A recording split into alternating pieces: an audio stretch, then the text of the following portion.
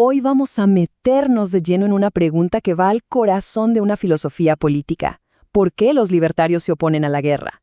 Vamos a analizar esa tensión, ese choque, entre una filosofía que pone la libertad del individuo por encima de todo y el poder más grande que tiene un Estado, el de ir a la guerra. Y esto nos lleva a la pregunta del millón, la que va a guiar toda nuestra conversación. ¿Puede una filosofía basada en la libertad realmente apoyar la guerra que organiza un Estado? Vamos a ver qué argumentos surgen de lo que parece, a simple vista, una contradicción total. Bueno, arranquemos por lo básico. Para los libertarios, la libertad y la guerra son sencillamente incompatibles. No hay vuelta que darle. A ver, desde la perspectiva libertaria, la guerra y los principios de libertad no es que nomás no se lleven bien, es que son enemigos naturales. Y esto no es una simple opinión política, es una conclusión que para ellos se desprende lógicamente de sus ideas morales y económicas. Y esto nos lleva al centro del argumento. La cosa se pone seria, porque el caso moral contra la guerra se define con palabras muy fuertes: asesinato, robo y esclavitud. Desde este punto de vista, la guerra moderna es, en el fondo, un asesinato en masa legalizado. Aquí se descartan por completo términos como daño colateral. La muerte de civiles inocentes, sea a propósito o no, se le llama por su nombre asesinato en masa. Ahora, ¿de dónde sale el dinero para las guerras? Pues de los impuestos, que son obligatorios. Para un libertario, esto es simple y sencillamente un robo legalizado. Se le quita la fuerza al dinero a la gente para financiar la destrucción en lugar de la creación. Y por último, la conscripción, o sea, el servicio militar obligatorio. La idea de forzar a una persona a pelear y posiblemente morir en una guerra, bueno, a eso se le considera una forma de esclavitud legalizada. Es la violación máxima del principio de ser dueño de uno mismo. Y para que esto no suene a pura teoría, veamos un ejemplo real y bastante duro. Cuando le preguntaron a Madeleine Albright sobre los cientos de miles de niños iraquíes que murieron por las sanciones de Estados Unidos, su respuesta fue, bueno, escalofriante. Creemos que el precio vale la pena. Esta es precisamente la lógica fría del Estado que los libertarios denuncian.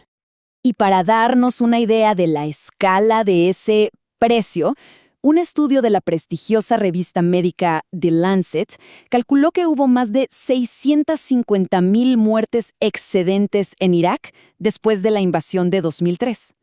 Es una cifra que cuesta hasta imaginar y que nos muestra el verdadero costo humano. Ok, ya vimos la parte moral. Ahora hablemos de dinero, del caso práctico, del precio económico de la guerra. Siempre está el mito de que la guerra es buena para la economía. Bueno, aquí es donde entra en juego la famosa falacia de la ventana rota. Lo que se ve, lo obvio, son los empleos que se crean en las fábricas de armas, pero lo crucial es lo que no se ve. Toda la riqueza, todos los bienes, todas las cosas útiles que se habrían creado si esos recursos no se hubieran ido a la destrucción. Y la escala de este desvío de recursos es impresionante. El gasto militar de Estados Unidos es casi el 40% del total mundial. O sea, es casi lo mismo que gastan todos los demás países del mundo juntos. En dinero contante y sonante, el costo directo de las guerras de Estados Unidos desde 2001 es de más de $1 billón, con B. Y ojo, que esta cifra ni siquiera incluye los costos indirectos, como los intereses de la deuda o el cuidado a largo plazo de los veteranos. Esto conecta perfecto con una cita de Ron Paul que lo deja clarísimo.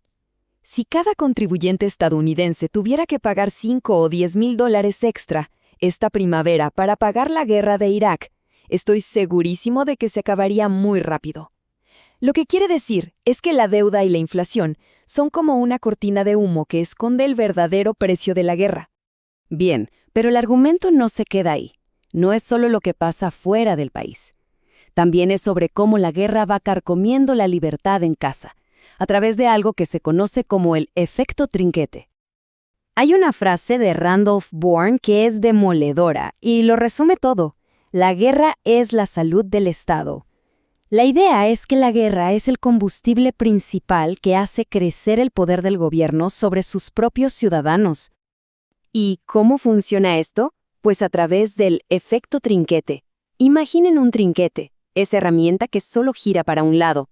Durante una crisis, como una guerra, el poder del gobierno crece un montón para enfrentarla.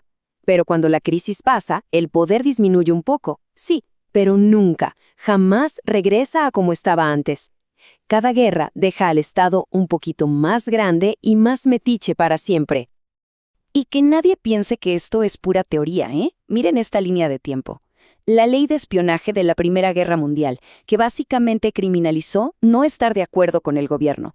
La retención de impuestos, que se metió como algo temporal en la Segunda Guerra Mundial. O la ley patriota después del 11 de septiembre.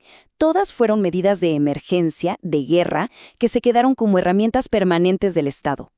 Entonces, a ver, ¿esto significa que un libertario jamás, pero jamás, apoyaría una guerra? Pues no exactamente. Ahora vamos a ver la excepción que de alguna manera confirma la regla. Los criterios súper estrictos para una guerra justa.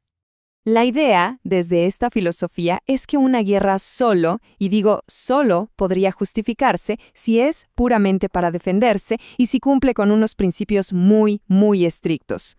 La oposición es a las guerras de agresión, de ir a meterse a otros países, no necesariamente al concepto de defender el propio. Y estos son los principios, que se parecen a la teoría de la guerra justa de toda la vida, pero con un toque libertario. Primero, tiene que ser en defensa propia, sí o sí. Segundo, debe ser el último recurso. La respuesta militar tiene que ser proporcional y debe haber una buena probabilidad de ganar.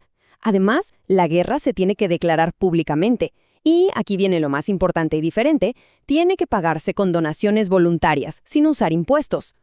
Y claro, cuando se aplica este filtro tan estricto a la historia, el análisis de la fuente es bastante claro.